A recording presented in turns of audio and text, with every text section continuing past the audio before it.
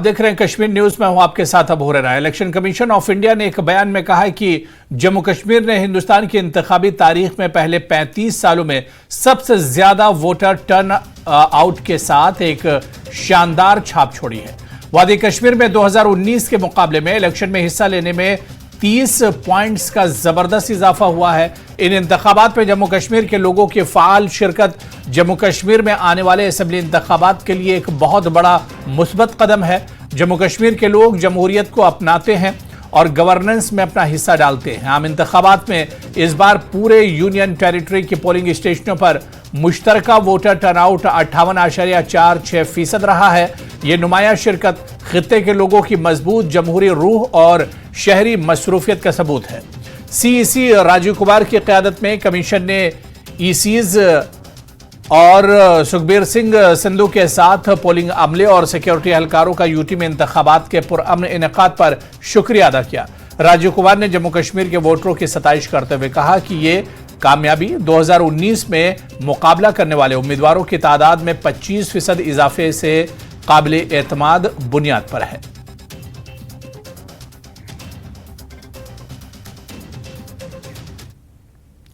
उधर अपनी पार्टी के जनरल सेक्रेटरी विजय बकाया ने वजीर दाखिला अमित शाह की तरफ से जम्मू कश्मीर में 30 सितंबर तक असेंबली इंतखाबात कराने की यकीन दहानी का खैर मकदम किया। उन्होंने बगैर किसी ताखिर के जम्मू कश्मीर को रियासत का दर्जा बहाल करने का मुतालबा किया।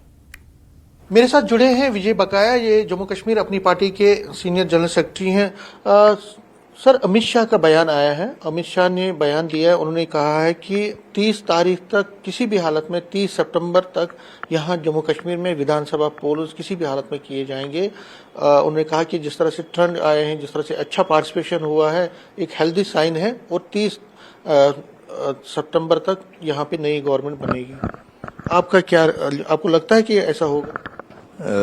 जी, ये तो अमित शाह जी ने ये बयान दिया कुछ दिन पहले दिया था, लेकिन कल जो चीफ इलेक्शन कमिश्नर साहब ने बयान दिया है, उन्होंने कहा है कि जो कश्मीर में इतनी बड़े संख्या में वोटर निकले हैं, उससे हमें इत्मीनान होता है कि हालात ठीक हैं, तो अब हम जल्दी ही इलेक्शन करेंगे।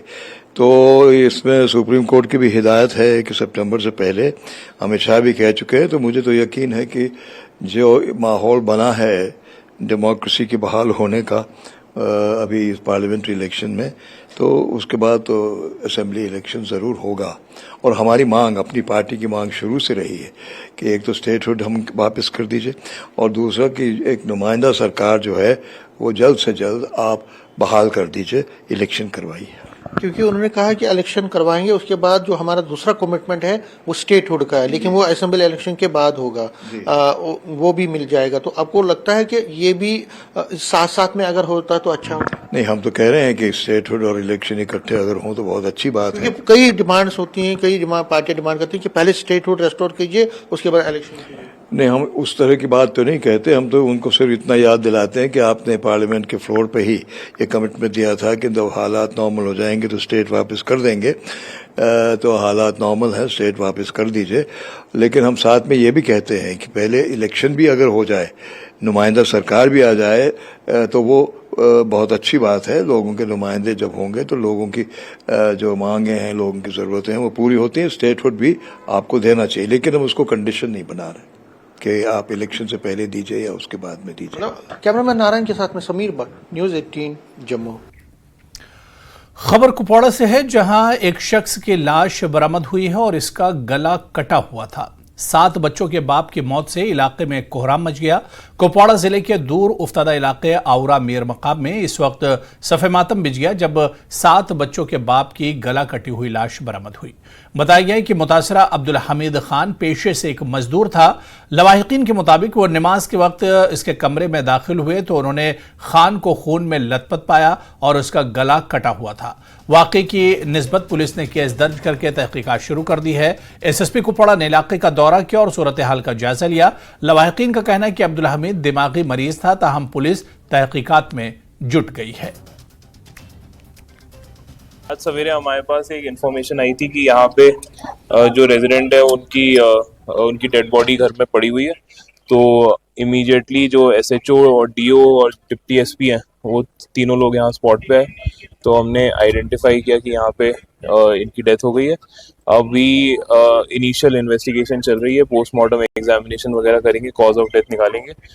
सारे इन्वेस्टिगेशन के पहलू ओपन है, तो अभी कुछ भी कहने के लिए बहुत जल्दी है। थोड़े टाइम बाद जब क्लियर होंगी चीजें तो आपको डिटेल में बताएंगे। इसको कोई दिमाग में टेंशन थी, सो रहा था। मैं उठी तो मैंने मुंह धोया, मैं लगी, मेरी बहन आई थी रात को इधर, हम नमाज लगे पढ़, मैंने नमाज पढ़ दो, हमने दरवाजा, इसने अपना आप काट कर एक अपने बिस्तर से उठा, सोया है मेरी जगह पे जहाँ मैं उठी थी, उधर से अपना आप काटा और पता नहीं उधर से उठकर उधर लगा था।